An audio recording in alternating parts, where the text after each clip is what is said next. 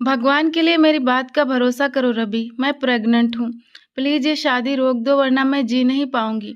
मेहमानों से खचाखच भरे उस आलीशान मैरिज हॉल में महिमा अपने पति के कदमों में गिरकर रोते हुए अपनी प्रेगनेंसी रिपोर्ट दिखा रही थी।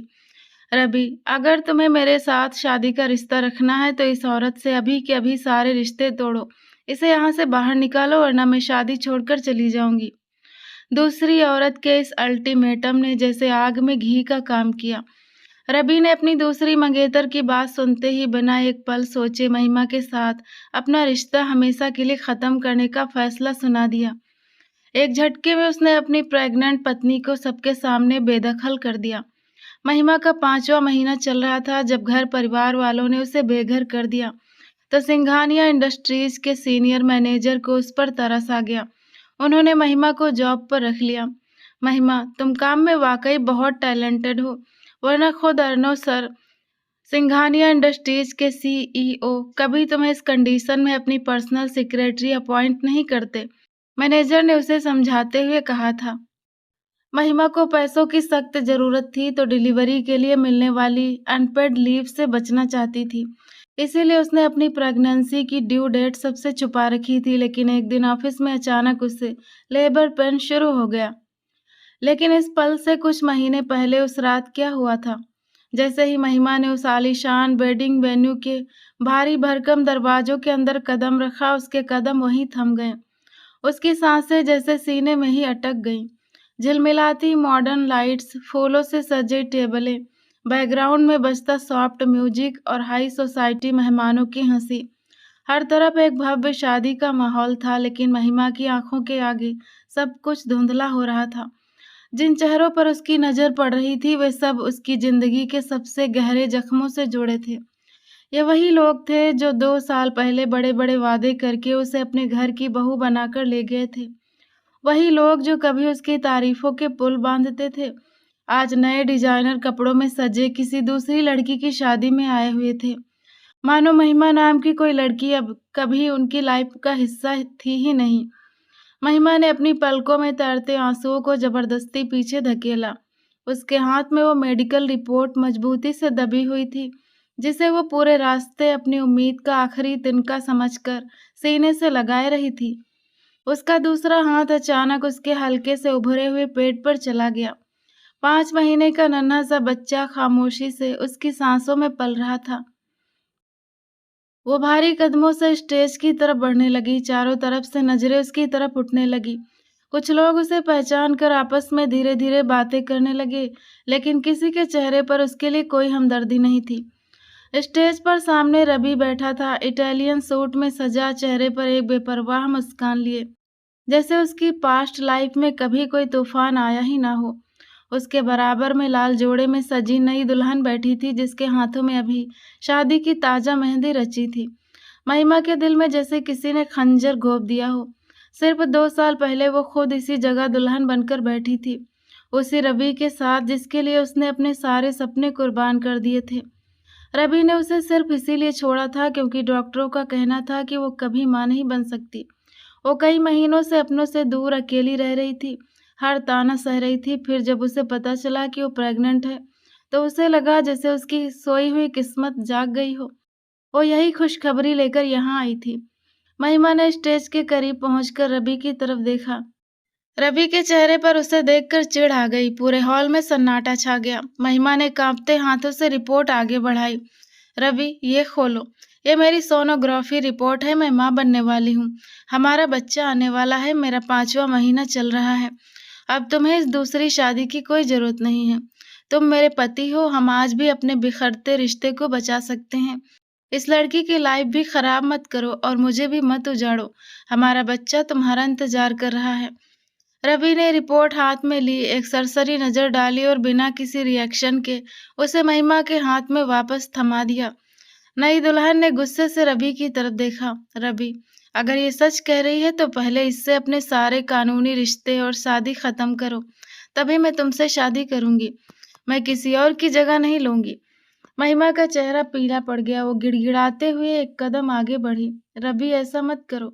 भगवान के लिए ऐसा मत करो। मैं तुम्हारे बच्चे की माँ बनने वाली हूँ। हमारी 2 साल की शादी का सवाल है। हमारे बीच कितनी यादें थी रवि, मैंने हर मुश्किल में तुम्हारा साथ दिया। कभी कोई शिकायत नहीं की, सिर्फ बच्चा ना होने की वजह से तुमने मुझे घर से बाहर निकाल दिया था। अब भगवान ने हमें ये खुशी दी है तो मुझे अपना लो। इस आने वाले बच्चे की लाइफ खराब मत करो और मेरी भी नहीं। हमारे बच्चे के आने से पहले उसे बेसहारा मत बनाओ। महिमा रोते हुए लगातार विनती कर रही थी। हॉल में मौजूद हर इंसान खामोश खड़ा था। किसी ने एक शब्द नहीं कहा, किसी ने आगे बढ़कर उसका हाथ नहीं थामा। रवि के चेहरे पर ना तो कोई शर्मिंदगी थी और ना ही पछतावा, जैसे उसके दिल के सारे एहसास मर चुके हों।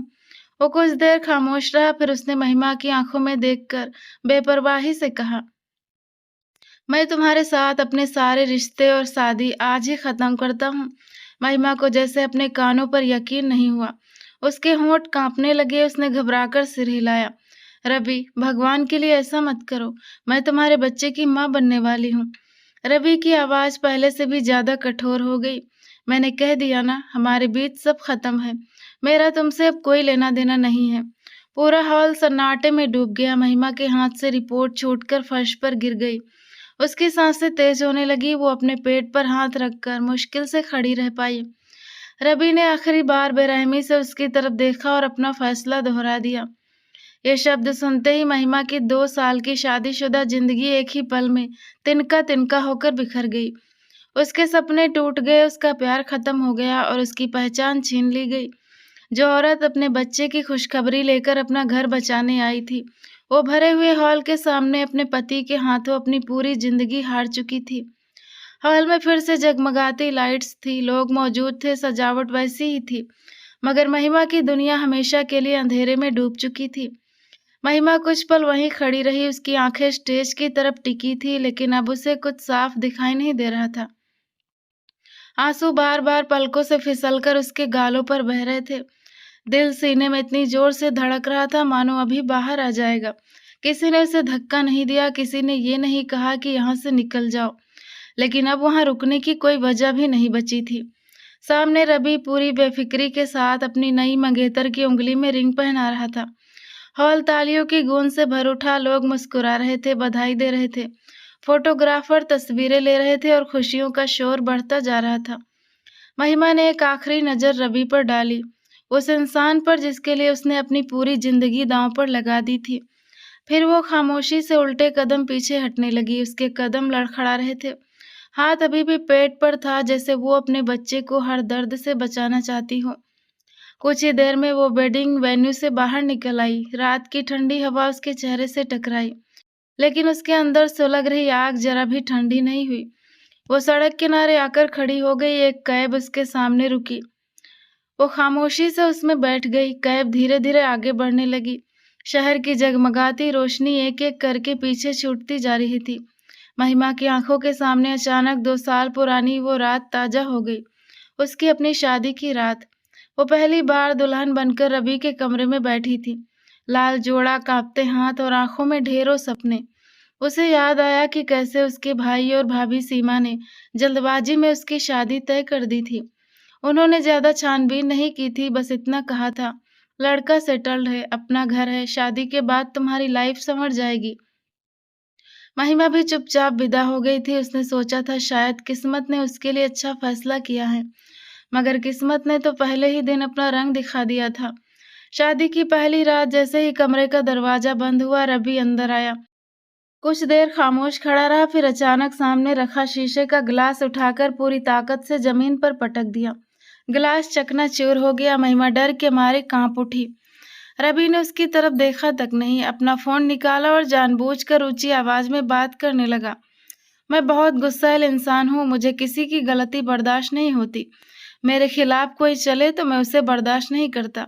महिमा चुपचाप सुनती रही। वो समझ गई थी कि ये सब फोन वाले के लिए नहीं, बल्कि उसे डराने के लिए था। फोन कटने के बाद भी रवि काफी देर तक अपने सख्त रूल्स, अपनी मर्जी और अपने गुस्से के बारे में बोलता रहा। उसी रात महिमा को एहसास हो गया था कि इस इंसान के साथ जिंदगी आसान नहीं होती। फिर भी उसने खुद को समझाया, शायद वक्त के साथ सब ठीक हो जाए, शायद वो एक अच्छा पति बन जाए। इसी उम्मीद पर उसने अपना सब कुछ रवि के हवाले कर दिया, अपनी खुशियां, अपने सपने और अपनी आज़ादी।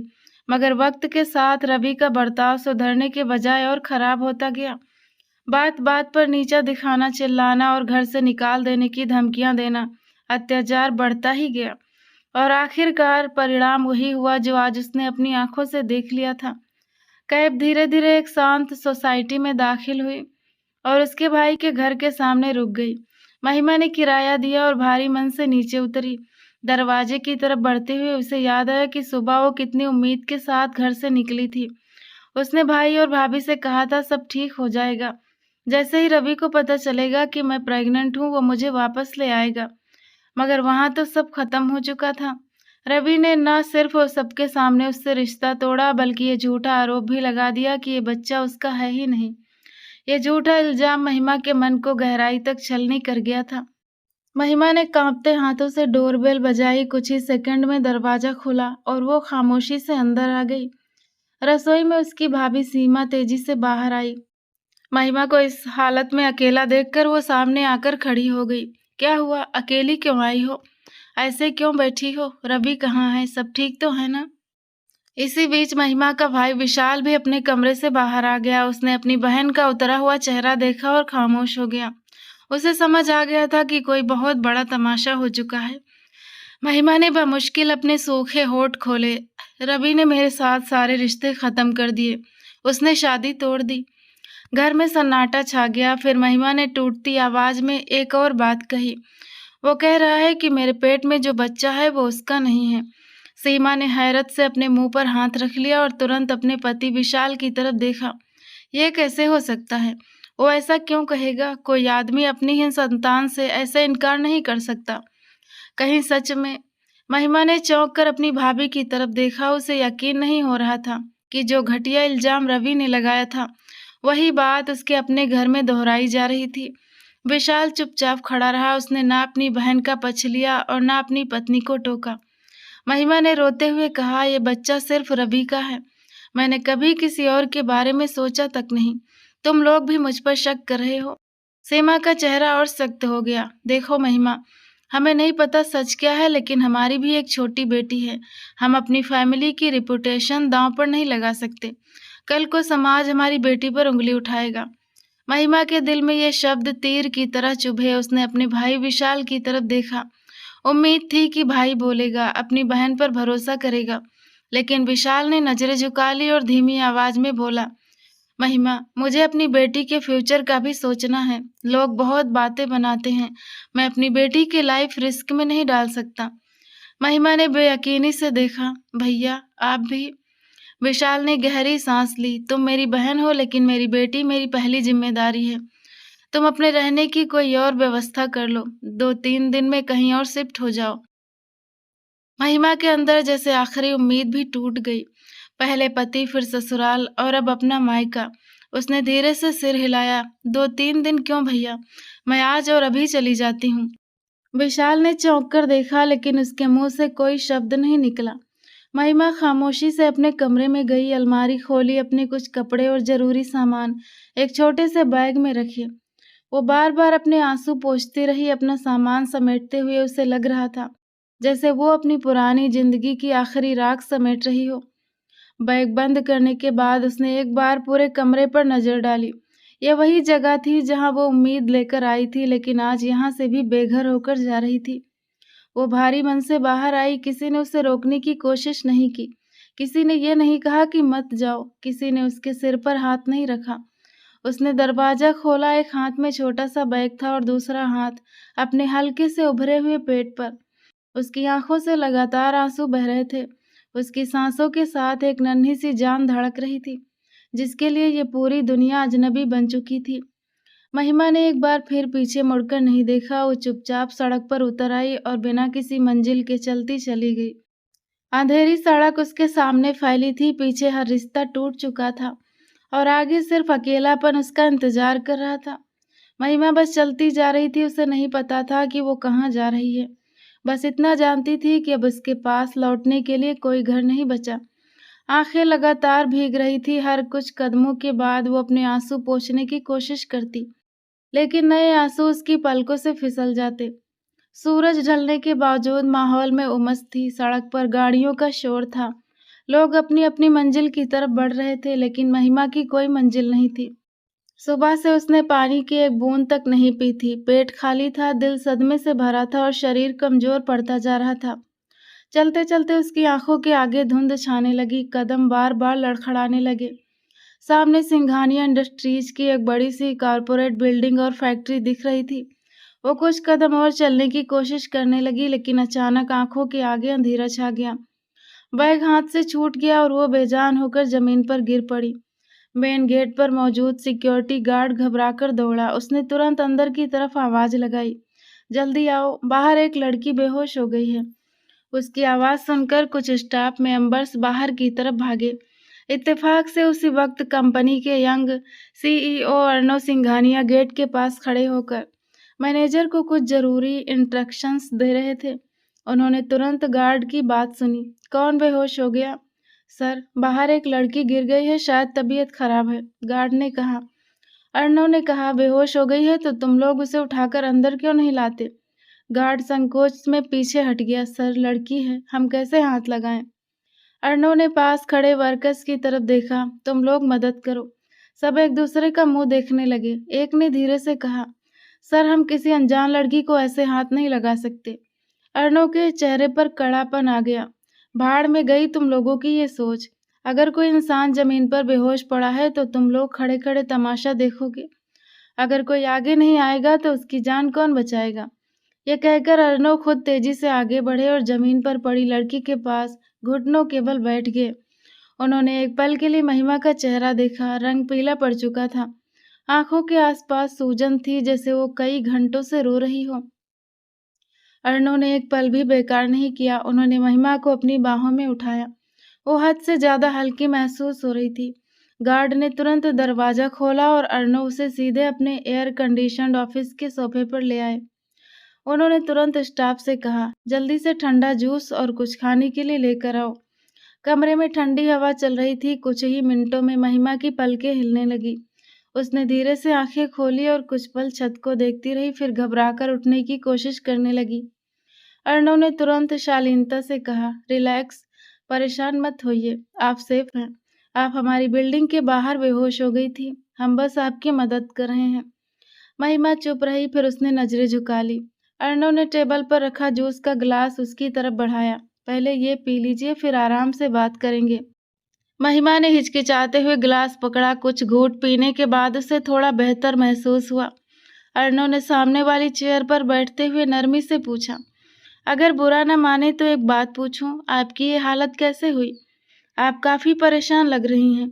महिमा कुछ देर खामोश रही, फिर धीमी आवाज में बोली, मैं इस शहर में अकेली हूँ सर, मुझे बस एक जॉब की सख्त जरूरत है।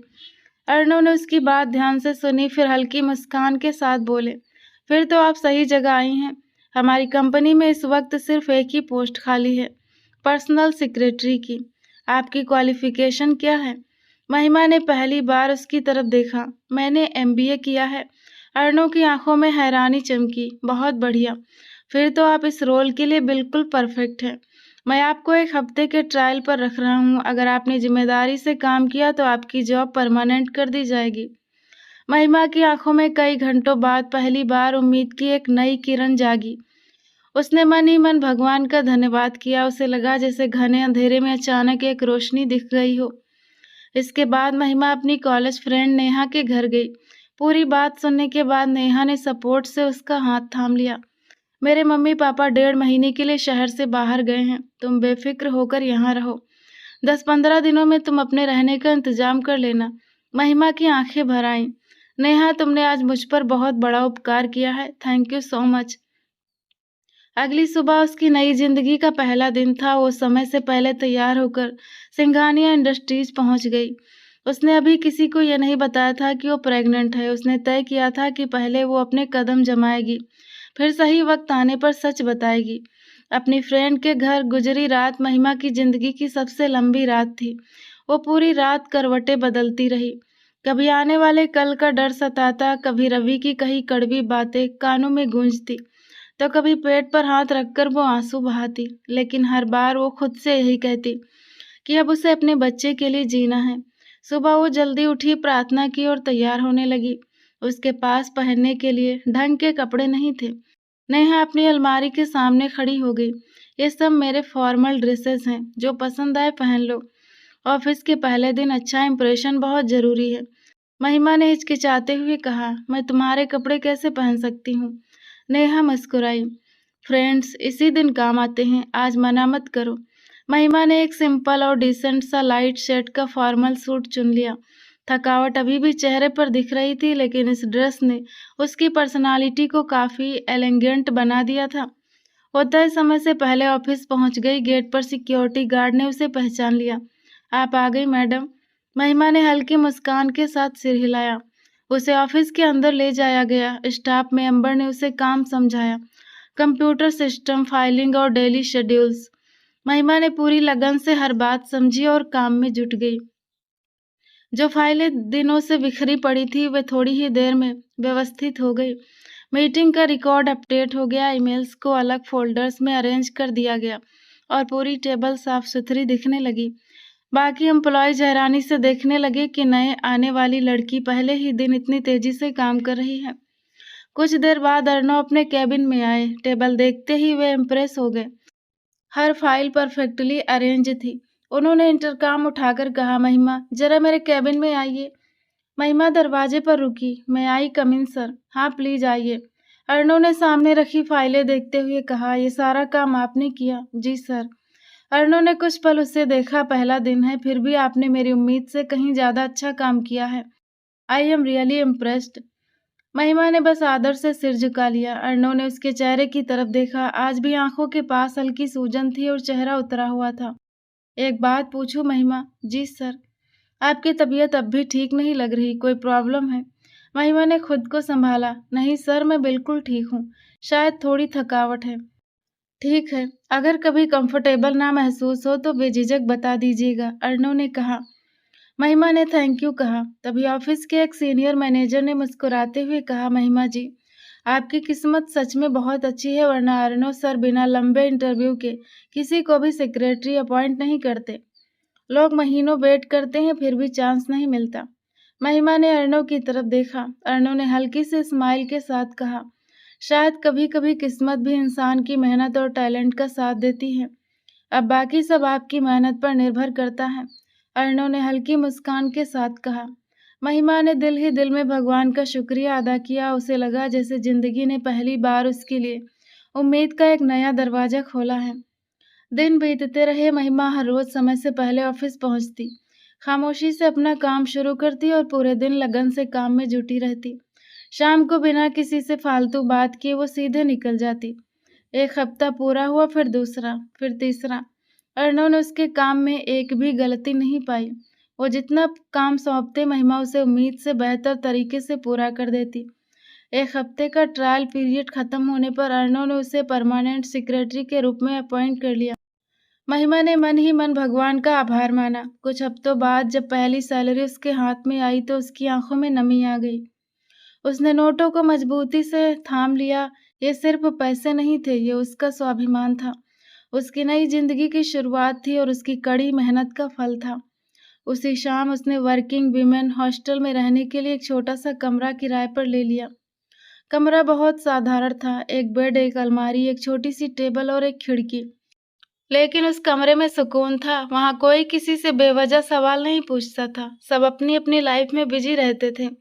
महिमा ने पहली बार महसूस किया कि वो अपनी जिंदगी को दोबारा संभाल रही है। हर महीने सैलरी मिलते ही वो अपने खर्चे बहुत सोच समझ कर करती। जरूरत का सामान खरीदती और बाकी रकम बचाकर अलग रख लेती। वो जानती थी कि आने वाले दिन आसान नहीं होंगे। समय बीतने के साथ उसके पेट का उभार धीरे धीरे नजर आने लगा था। अब उसे हर रोज ढीले ढाले कपड़े पहनने पड़ते। दुपट्टा इस तरह संभालती कि शरीर का उभार छुप जाए। ऑफिस में चलते हुए भी पूरी सावधानी बरतती। न ज्यादा देर खड़ी रहती, न ही ज्यादा पैदल चलती। हर पल यही कोशिश रहती कि किसी को उसकी प्रेगनेंसी का पता न चले। काफी समय तक तो वो अपनी प्रेगनेंसी छुपाने में कामयाब रही, लेकिन एक दिन साथ वाली टेबल पर बैठी सहकर्मी ने उसे ध्यान से देखा। वो कई दिनों से कुछ नोटिस कर रही थी। आखिरकार उसने धीरे से पूछा, महिमा, अगर तुम बुरा न मानो तो एक बात पूछूं? महिमा चौंक गई। हाँ पूछिए। तुम प्रेग्नेंट हो ना? ये सुनते ही महिमा का चेहरा पीला पड़ गया। कुछ पल शांत रहने के बाद उसने गहरी सांस ली। हाँ। कॉलीग ने हैरानी से उसे देखा। फिर तुमने किसी को बताया क्यों नहीं? महिमा ने दरवाजे की तरफ देखा और धीमी आवाज में बोली, मेरे पति विदेश में रहते हैं, मैं मैरिड हूँ और ये उन्हीं का बच्चा है। मैं अपनी पर्सनल लाइफ के बारे में ऑफिस में बात करना पसंद नहीं करती, इसीलिए किसी को नहीं बताया। कॉलीग ने तुरंत सिर हिलाया, चिंता मत करो, मैं किसी को नहीं बताऊंगी। ये बात हम दोनों के बीच ही रहेगी। महिमा की आंखों में आभार छलक आया। Thank you so much. उस दिन के बाद दोनों और अच्छे माहौल में काम करने लगी। कॉलीग कभी खामोशी से उसके लिए पानी रख देती तो कभी उसे ज्यादा देर खड़ा न होने देती। उसने अपना वादा निभाया और किसी से एक शब्द नहीं कहा। इधर महिमा हर महीने हिसाब लगाकर पैसे बचाती रही।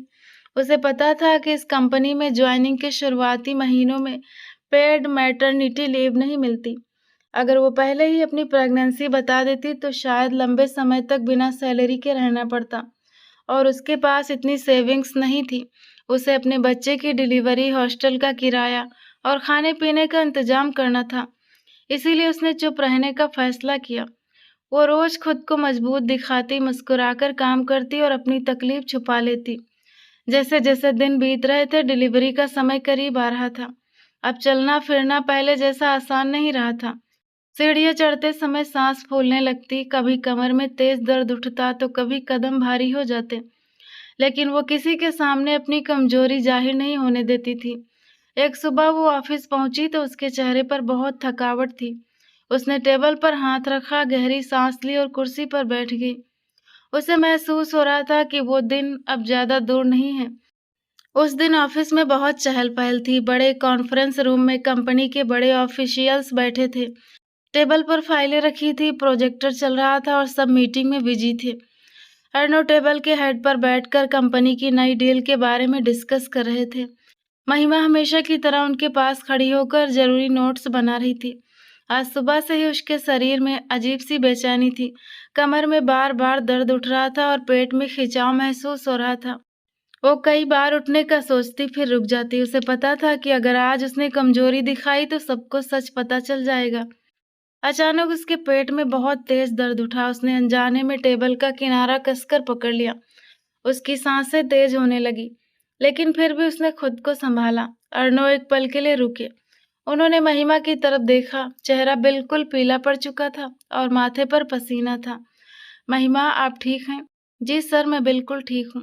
वो दोबारा नोट्स लिखने लगी, लेकिन कुछ ही सेकंड बाद ऐसा लगा जैसे शरीर में असहनीय पीड़ा उठ गई हो। उसके मुंह से दर्द भरी चीख निकल गई। पूरा कॉन्फ्रेंस रूम सन्नाटे में डूब गया। सबकी नजरें उसकी तरफ उठ गईं। महिमा ने एक कदम आगे बढ़ाने की कोशिश की, लेकिन उसके कदम जवाब दे गए। वो जमीन पर गिर पड़ी। दोनों हाथ अपने पेट पर आ गए। अर्णव तुरंत अपनी चेयर से उठे और दौड़कर उसके पास पहुंचे। महिमा, क्या हुआ? महिमा दर्द से तड़प रही थी। अब उसके लिए बोलना भी मुश्किल हो रहा था। तभी ऑफिस की एक सीनियर महिला कर्मचारी तुरंत बोली, सर, ये तो लेबर पेन है, ये माँ बनने वाली है। ये सुनते ही कमरे में मौजूद हर इंसान हैरान रह गया। अर्णव ने अविश्वास से महिमा की तरफ देखा, फिर उसके ढीले कपड़ों की तरफ। अब उन्हें समझ आया कि वो इतने महीनों से खुद को कितनी समझदारी से छुपाए हुए थी। अर्णव ने एक पल भी नहीं गंवाया। वे झुके और महिमा को सावधानी से अपनी बाहों में उठा लिया। महिमा दर्द से कराहते हुए बोली, सर, मेरे बच्चे को बचा लीजिए, उसे कुछ नहीं होना चाहिए। कुछ नहीं होगा, आप हिम्मत रखिए। अर्णव तेजी से बाहर निकला। ड्राइवर तुरंत गाड़ी ले आया। अर्णव खुद बैक सीट पर महिमा के साथ बैठ गए। पूरे रास्ते वे कहते रहे, हिम्मत रखिए महिमा, हम हॉस्पिटल पहुंचने वाले हैं। कुछ ही मिनटों में गाड़ी हॉस्पिटल के बाहर रुकी। डॉक्टर्स और नर्सेस तुरंत स्ट्रेचर लेकर बाहर आए और महिमा को इमरजेंसी में ले गए। अर्णव भी उसके साथ तेजी से अंदर गए। डॉक्टर ने चेकअप के बाद कहा, डिलीवरी का टाइम आ गया है, हम इन्हें तुरंत लेबर रूम ले जा रहे हैं। अर्णव खामोशी से सिर हिलाकर बाहर कॉरिडोर में खड़े हो गए। उनके दिमाग में एक ही सवाल घूम रहा था। जो लड़की हर रोज उनके सामने काम करती थी, वो इतने महीनों से प्रेग्नेंट थी और किसी को पता तक नहीं चला। इंतजार में काफी समय बीत गया। हॉस्पिटल के फॉर्म्स और कंसेंट पेपर पर अर्णव को ही गार्जियन के तौर पर साइन करना पड़ा। आखिरकार लेबर रूम का दरवाजा खुला और एक नर्स मुस्कुराते हुए बाहर आई। कॉन्ग्रेचुलेसन सर, नॉर्मल डिलीवरी हुई है। बेबी और मदर दोनों बिल्कुल सेफ और हेल्दी हैं। अर्णव ने राहत की सांस ली। नर्स ने एक छोटे से नवजात बच्चे को सॉफ्ट टॉवल में लपेटकर उनकी तरफ बढ़ाया। प्लीज इसे 1 मिनट होल्ड कीजिए, मुझे फाइल्स पूरी करनी है। अर्णव घबरा गए। मैंने आज तक कभी छोटे बच्चे को नहीं पकड़ा है। नर्स मुस्कुराई। बस गर्दन को थोड़ा सपोर्ट दीजिए। अर्णव ने बहुत सावधानी से बच्चे को अपनी गोद में लिया। नन्हा सा चेहरा, बंद आंखें और छोटे छोटे हाथ। अर्णव कुछ पल चुपचाप उस मासूम को देखते रह गए। उन्हें समझ नहीं आ रहा था कि उनके दिल में एक ऐसी अजीब सी खुशी और अपनापन महसूस हो रहा है। तभी ऑफिस की वही कॉलीग भी हॉस्पिटल पहुंच गई। अर्णव ने उसकी तरफ देखकर कहा, मुझे तो अंदाजा भी नहीं था कि महिमा प्रेग्नेंट है। कॉलीग ने धीरे से कहा, सर इन्होंने कभी किसी से जिक्र नहीं किया, बस मुझे इतना बताया था कि इनके पति विदेश में रहते हैं, इसीलिए वे अपनी पर्सनल लाइफ डिस्कस नहीं करती। अर्णव खामोश हो गए। उन्होंने एक बार फिर बच्चे की तरफ देखा, फिर लेबर रूम के बंद दरवाजे की तरफ। उन्हें महसूस हो रहा था कि महिमा की जिंदगी में कोई बहुत बड़ा राज छुपा है, जो अभी उनके सामने आना बाकी था। हॉस्पिटल के रूम में शांति फैली हुई थी। महिमा भी दवाइयों के असर और थकावट के कारण सो रही थी। डॉक्टर ने चेकअप करके कहा, मदर और बेबी दोनों ठीक हैं, बस कुछ दिन प्रॉपर रेस्ट की जरूरत है। अर्णव दरवाजे के बाहर खड़े होकर सोच रहे थे कि एक औरत इतना बड़ा दर्द और सच छुपाकर इतने महीनों से काम कैसे करती रही। तभी नर्स बच्चे को दोबारा उनके पास ले आई। मैडम अभी सो रही हैं, जरा 2 मिनट इसे संभालिए। अर्णव ने अपने दोनों हाथ आगे बढ़ाए और बच्चे को सावधानी से अपनी गोद में ले लिया। बच्चा धीरे धीरे अपनी नन्ही आंखें खोलने लगा। उस नन्हे से बच्चे ने अपनी छोटी सी उंगली अर्णव की उंगली पर रख दी। अर्णव अचानक मुस्कुरा उठे। उन्होंने जिंदगी में पहली बार किसी नवजात शिशु को इतनी देर तक अपनी बाहों में उठाया था। उन्हें खुद समझ नहीं आ रहा था कि वे बार बार इस नन्हे से चेहरे को क्यों देख रहे हैं। कुछ देर बाद महिमा को होश आया। उसने सबसे पहले घबराहट में अपने आसपास देखा। मेरा बच्चा। नर्स तुरंत मुस्कुराई। बिल्कुल ठीक है। अर्णव ने बच्चे को सावधानी से नर्स को सौंप दिया और नर्स ने उसे महिमा की गोद में रख दिया। महिमा की आंखों से खामोश आंसू बहने लगे। उसने बच्चे के माथे को बार बार चूमा, जैसे उसने अपनी पूरी दुनिया वापस पा ली हो। कुछ घंटों बाद डॉक्टर ने अर्णव को अपने केबिन में बुलाया। पेशेंट को आज नहीं तो कल डिस्चार्ज कर देंगे। इनके साथ घर का कोई फैमिली मेंबर है? अर्णव कुछ पल खामोश रहे।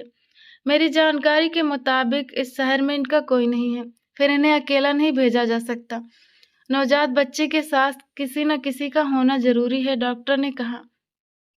अर्णव ने गहरी सांस ली। कुछ दिनों के लिए मैं इन्हें अपने विला के गेस्ट हाउस में ठहरा देता हूँ, जब तक ये पूरी तरह रिकवर नहीं हो जाती। डॉक्टर ने सहमति में सिर हिलाया। ये बेहतर रहेगा। अगले दिन महिमा को डिस्चार्ज कर दिया गया। वो लगातार मना करती रही, सर मैं आप पर और बोझ नहीं बनना चाहती। अर्णव ने संजीदगी से जवाब दिया, ये कोई बोझ नहीं है। आप मेरी कंपनी की एम्प्लॉय हैं और इस वक्त आपको एक सुरक्षित जगह की ज़रूरत है। जब आप खुद को संभाल लें, फिर जहाँ जाना चाहे चली जाइएगा। महिमा चुप हो गई। उसके पास मना करने की कोई वजह भी नहीं थी। कुछ देर बाद गाड़ी एक बड़े से आलीशान विला के सामने रुकी। स्टाफ के लोग तेजी से बाहर आए। उन्होंने देखा कि अर्णव सर खुद गाड़ी से एक छोटे बच्चे का सामान निकाल रहे हैं और दूसरी तरफ महिमा धीरे धीरे चलते हुए अंदर आ रही है। सब एक दूसरे का मुंह देखने लगे। किसी ने कोई सवाल नहीं पूछा, लेकिन हर चेहरे पर हैरानी साफ दिख रही थी। अर्णव ने सीधे शब्दों में कहा, गेस्ट रूम तैयार कर दो, इनकी तबीयत अभी ठीक नहीं है। कुछ ही मिनटों में महिमा बच्चे के साथ गेस्ट रूम में चली गई। स्टाफ के लोग खामोशी से बाहर निकल आए। जैसे ही अर्णव अपने कमरे की तरफ गए, सब आपस में फुसफुसाने लगे। लगता है साहब ने चुपके से शादी कर ली थी, इसीलिए कभी शादी के लिए हाँ नहीं कहते थे। देखा ना, बच्चा भी है, शायद किसी वजह से शादी की बात छुपा कर रखी थी। ये बात कुछ ही मिनटों में पूरे विला में फैल गई। शाम तक पुराने माली ने अर्णव की पुश्तैनी गांव में फोन मिला दिया। इधर गांव में अर्णव की दादी आंगन में बैठी धूप सेक रही थी। फोन सुनते ही उन्होंने उत्सुकता से पूछा, हाँ भाई, मेरे पोते ने शादी की या नहीं? माली ने हंसते हुए कहा, बड़ी दादी जी बधाई हो, आप परदादी बन गई हैं। कुछ पलों के लिए दादी बिल्कुल खामोश रह गई। क्या कहा तुमने? जी दादी जी, साहब एक मैडम को छोटे बच्चे के साथ घर ले आए हैं। सब कह रहे हैं कि साहब ने चुपके से शादी कर ली थी और अब बच्चा भी हो गया है। दादी की आंखों में खुशी के आंसू आ गए। मैं तो बरसों से कह रही थी कि शादी कर ले। अब जाकर मेरी बात सुनी उस लड़के ने। उन्होंने तुरंत अपनी छड़ी उठाई, बैग निकाला और घर वालों को आवाज दी, जल्दी तैयारी करो, मैं अभी शहर जा रही हूँ। पहले अपने पोते को डांटूंगी, फिर अपनी बहू को गले लगाऊंगी और अपने परपोते को ढेर सारा प्यार दूंगी। पूरे पुश्तैनी घर में भागदौड़ शुरू हो गई। इधर शहर में अर्नव को इस बात का जरा भी अंदाजा नहीं था कि एक छोटी सी गलतफहमी ने गांव से उनकी दादी को खुशी खुशी उनके घर की तरफ रवाना कर दिया था। महिमा की तबीयत अब पहले से काफी बेहतर हो चुकी थी।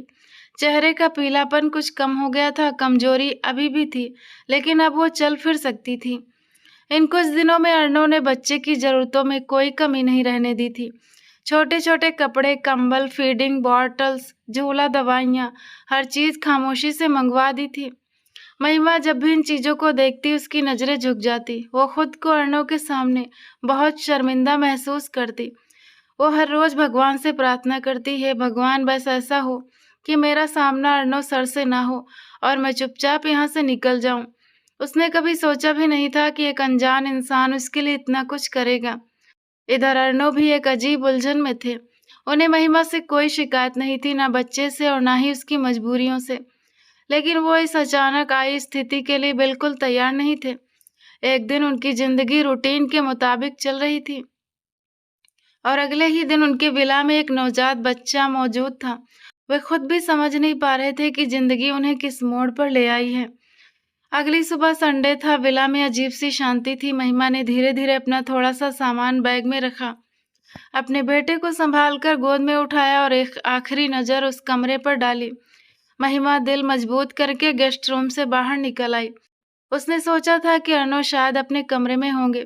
वो चुपचाप स्टाफ को थैंक यू कहकर निकलने वाली थी, लेकिन जैसे ही वो लिविंग रूम में पहुंची उसके कदम वहीं जम गए। अर्नव सामने सोफे पर बैठकर कॉफी पी रहे थे। उनकी नजर अचानक महिमा पर पड़ी। फिर उन्होंने उसके हाथ में पकड़े बैग की तरफ देखा। आप कहीं जा रही हैं? महिमा घबरा गई। कुछ पल खामोश खड़ी रहने के बाद धीरे से बोली, जी सर। अर्नव उठकर उसके पास आ गए। इतनी जल्दी क्यों? महिमा ने गहरी सांस ली, उसकी आंखें भर आई। मैं आपसे पहले ही बहुत बातें छुपा चुकी हूँ सर, अब कोई और बात नहीं छुपाना चाहती। अर्नव शांत होकर सुनते रहे। महिमा की आवाज कांपने लगी। मेरी शादी हुई थी, मेरे पति थे, मैंने उनके साथ 2 साल बिताए। हमने बहुत कोशिश की, लेकिन डॉक्टर का कहना था कि मैं कभी मां नहीं बन सकती।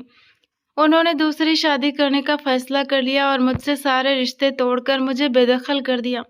ये बच्चा उन्हीं का है। मैं जॉब की तलाश में निकली थी और आपकी कंपनी के गेट के बाहर गिर गई।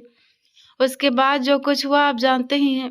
अर्नव कुछ पल खामोश खड़े रहे, फिर आहिस्ता से बोले, आपको ये सब मुझे पहले बता देना चाहिए था। महिमा ने नजरें झुका ली। मुझे लगा मेरी पर्सनल लाइफ में किसी को कोई इंटरेस्ट नहीं होगा। फिर अचानक मेरी तबीयत बिगड़ गई, वरना शायद किसी को कभी पता भी न चलता। अर्नव ने बच्चे की तरफ देखा, फिर महिमा की तरफ। अब आप अकेली कहाँ जाएंगी? जहाँ किस्मत ले जाए। इस कंडीशन में बच्चे के साथ अकेली जिंदगी आसान नहीं होती महिमा। मुश्किल तो है सर, लेकिन संभाल लूंगी। रहेंगी कहाँ? कोई छोटा सा कमरा देख लूंगी। अर्नव ने गंभीरता से कहा, जल्दबाजी मत कीजिए, कुछ दिन और रुक जाइए। महिमा ने तुरंत सिर हिला दिया, नहीं सर, मैं आपसे पहले ही बहुत बड़ा एहसान ले चुकी हूँ, अब और नहीं। ये कहकर वो मेन गेट की तरफ बढ़ गई, लेकिन जैसे ही उसने दरवाजा खोला, बाहर का नजारा देखकर उसके होश उड़ गए। बाहर 8-10 स्टाफ मेंबर्स लाइन बनाकर खड़े थे। किसी के हाथ में फलों की बास्केट थी, किसी के हाथ में मिठाइयों के डिब्बे। कोई देसी घी के बड़े बड़े डिब्बे उठाए खड़ा था, तो कोई ऑर्गेनिक्स की बोरियां लिए खड़ा था। ताजगी और देसी व्यंजनों की खुशबू पूरे बरामदे में फैली हुई थी। सबके आगे एक मुस्कुराती हुई रौबदार और प्यारी सी बुजुर्ग महिला खड़ी थी। उनकी आंखों में खुशी साफ झलक रही थी। उन्होंने महिमा को देखा और चहकते हुए बोली, हाय हाय, ये है मेरी बहू। वह तेजी से आगे बढ़ी। महिमा कुछ समझ पाती उससे पहले ही उन्होंने उनकी गोद से बच्चे को उठा लिया। अरे वाह, मेरा पोता। वह बच्चे के माथे को बार बार चूमने लगी। भगवान भगवान, कितना प्यारा बच्चा है। अर्नव भी हैरान होकर बाहर आ गए। दादी आप? दादी ने तो अर्नव की तरफ देखा तक नहीं। वह लगातार बच्चे से बातें किए जा रही थी। मेरा नन्हा राजकुमार, फिर उन्होंने महिमा की तरफ देखा। बेटा, तू यहाँ दरवाजे पर क्यों खड़ी है? अभी भी तुझे जरा भी चलने फिरने की जरूरत नहीं है। चल मेरे साथ अंदर चल।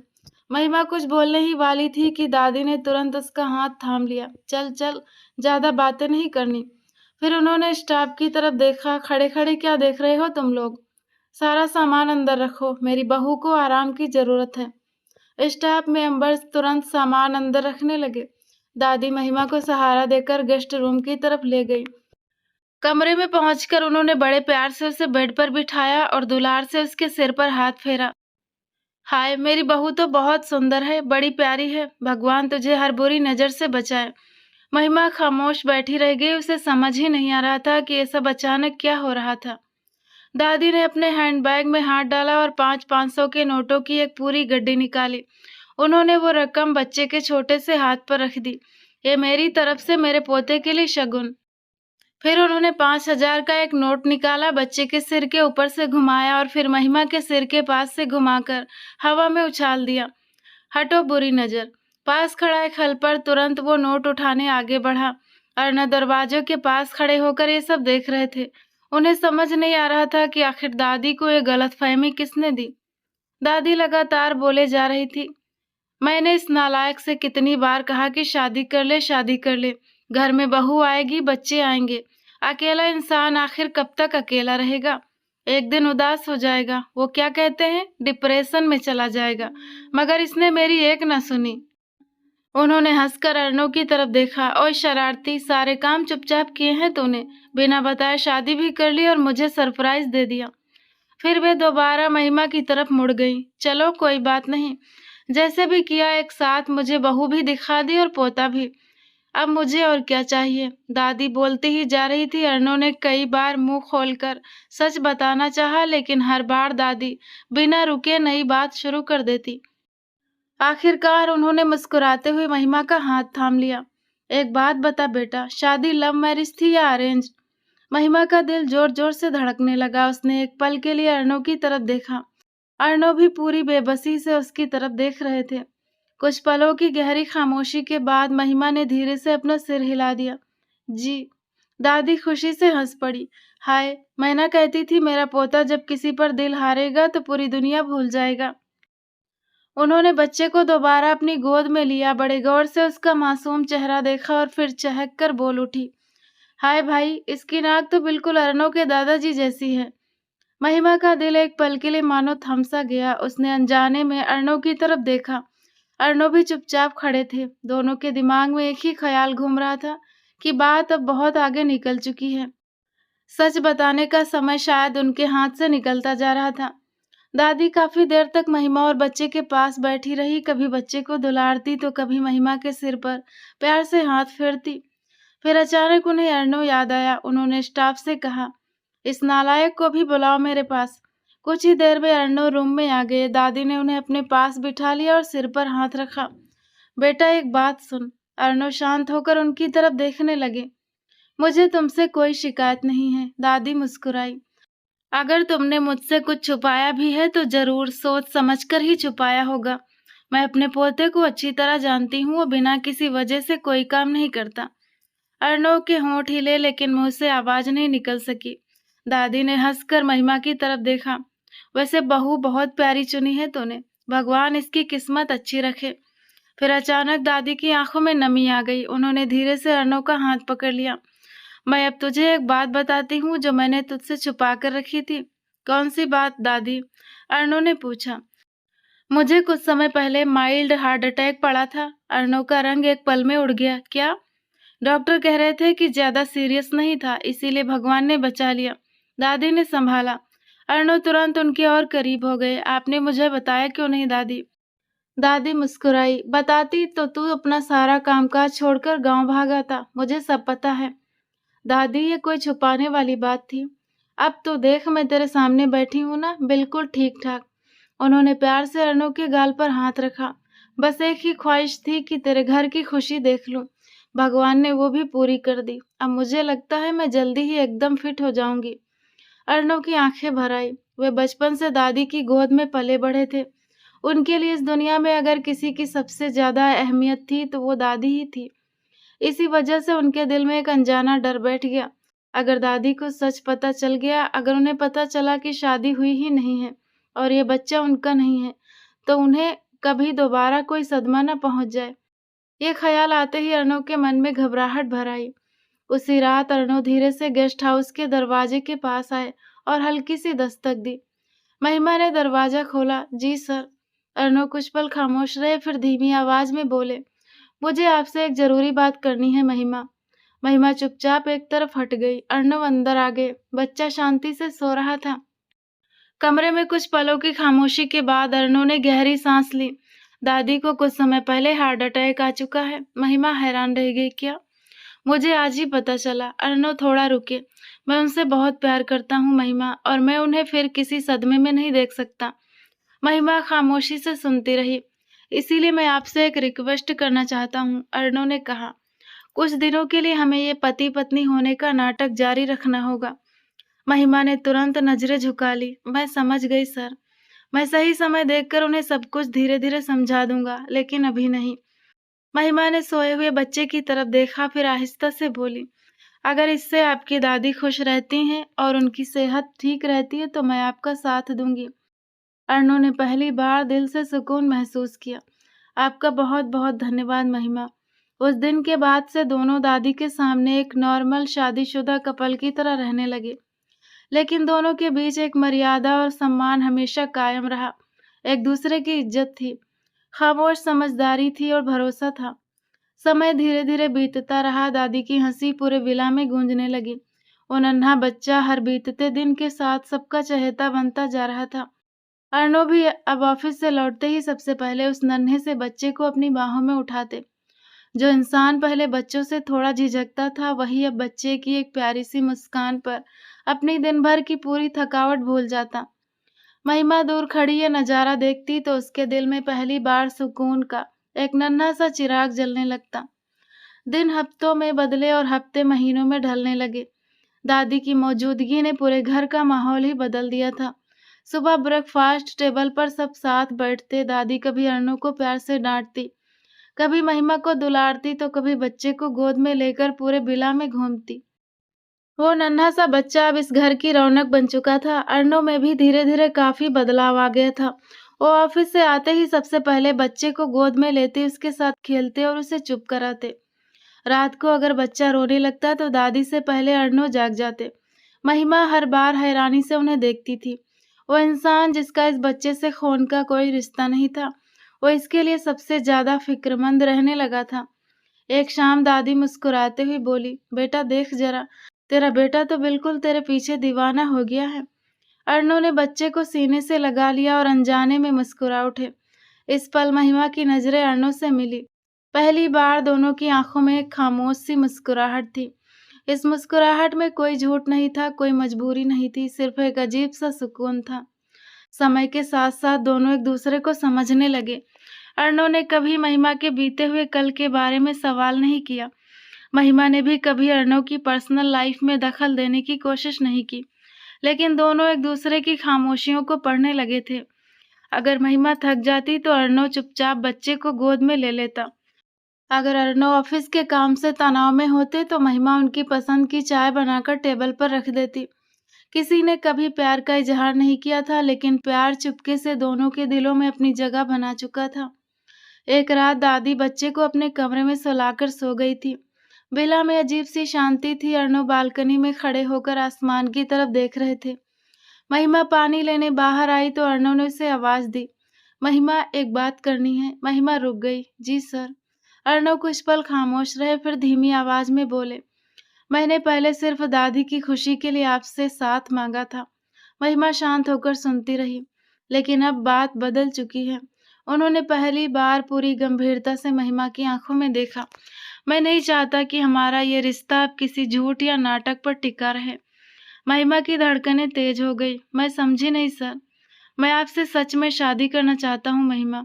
महिमा की आंखों में अविश्वास और हैरानी तैर गई। सर। अर्णव हल्का सा मुस्कुराए। अब सर मत कहिए। वो थोड़ा रुके।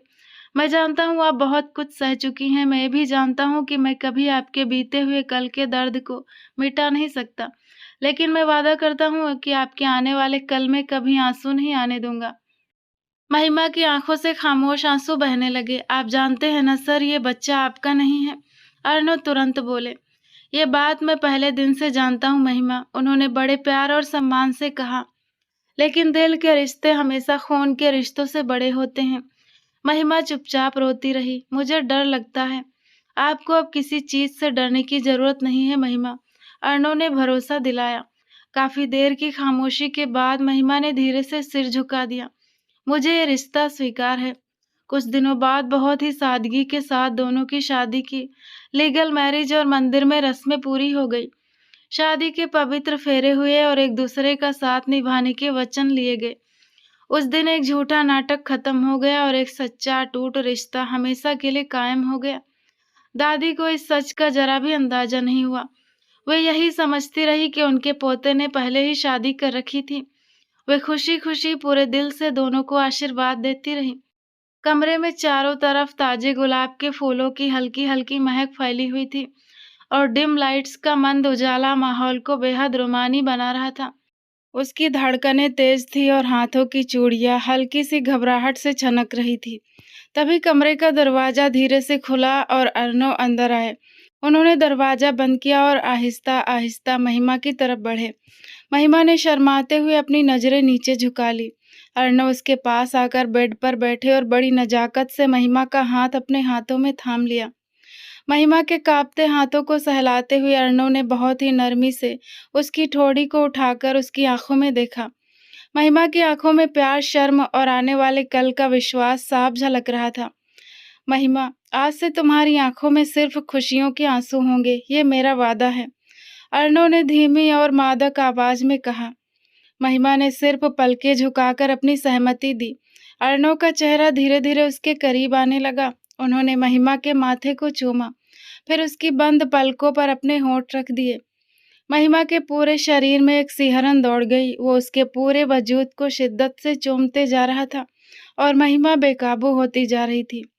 अब अर्णव के हाथ महिमा के दुपट्टे की तरफ बढ़े। उन्होंने बहुत ही आहिस्ता से उसका भारी पल्लू उसके कंधों से हटाकर अलग कर दिया।